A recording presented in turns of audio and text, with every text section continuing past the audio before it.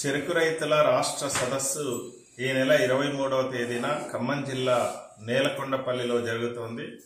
ఈ సదస్సుకు రాష్ట్రంలోని చెరుకు రైతులందరూ కూడా పెద్ద సంఖ్యలో హాజరు కావాలని చెప్పి విజ్ఞప్తి చేస్తా ఉన్నాం. అఖిల భారత చెరుకు రైతుల సంఘం అధ్యక్షులు డి రవీంద్రన్ గారు కూడా ఈ సదస్సుకు హాజరవుతున్నారు. వాస్తవంగా భారతదేశ వ్యాప్తంగా చెరుకుని సాగు చేస్తున్నటువంటి రైతులు ఎవరైతే ఉన్నారో అందరికీ తీపినిస్తూ వాళ్ళు మాత్రం చేదును మింగుతున్నటువంటి పరిస్థితి దేశవ్యాప్తంగా నెలకొని ఉన్నది. చెరుకు రైతుల యొక్క కష్టాలని వాళ్ళ ఇబ్బందుల్ని నెరవేర్చేదానికోసం కేంద్రంలో అధికారంలో ఉన్నటువంటి నరేంద్ర మోడీ ప్రభుత్వం ప్రయత్నం చేయడం లేదు.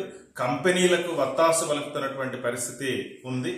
మరోవైపు బడా కార్పొరేట్ సంస్థలు కారు చౌకగా చక్కెరని దిగుమతి చేసుకునే దానికోసం అనుమతిని ఇవ్వడం ద్వారా కూడా దేశంలో అనేక చోట్ల చెరుకు పరిశ్రమలు మూతబడినటువంటి పరిస్థితి ఉంది.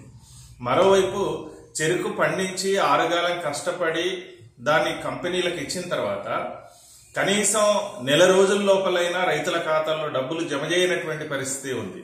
సంవత్సరం అయినా కూడా రైతుల ఖాతాల్లో డబ్బులు జమ కాకుండా పెండింగ్ లో ఉన్నటువంటి పరిస్థితి కూడా ఉంది.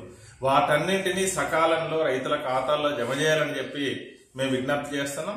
అదేవిధంగా తెలంగాణ రాష్ట్రంలో గత తెలంగాణ వచ్చినటువంటి కొత్తలో బీఆర్ఎస్ ప్రభుత్వం హామీ ఇచ్చింది నిజాం షుగర్ ఫ్యాక్టరీని తెరిపిస్తామని. 10 సంవత్సరాలు వారి పరిపాలన పూర్తయిపోయింది. ఇప్పుడు కాంగ్రెస్ ప్రభుత్వం అధికారంలోకి వచ్చింది. 11 నెలలు పూర్తయింది. కానీ వీళ్ళు కూడా నిజాం షుగర్ ఫ్యాక్టరీ గురించి కానీ అక్కడ ఉండేటువంటి కార్మికుల గురించి కానీ రైతాంగం గురించి కానీ పట్టించుకున్నటువంటి పరిస్థితి ఇప్పటిదాకా రాలేదు.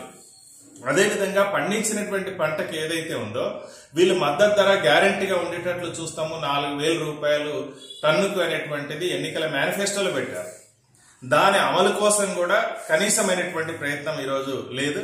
తక్షణం రైతు సంఘాలతో చర్చించి న్యాయమైనటువంటి ధర రైతాంగానికి అందే విధంగా చర్యలు తీసుకోవాలని, అదే రకంగా డబ్బులు ఏవైతే పెండింగ్ లో పెట్టున్నాయో పరిశ్రమలు వాటి మీద ఒత్తిడి చేసి రైతుల ఖాతాల్లో డబ్బులు జమ చేయించేటువంటి చర్యలు తీసుకోవాలని మేము కోరుతాము.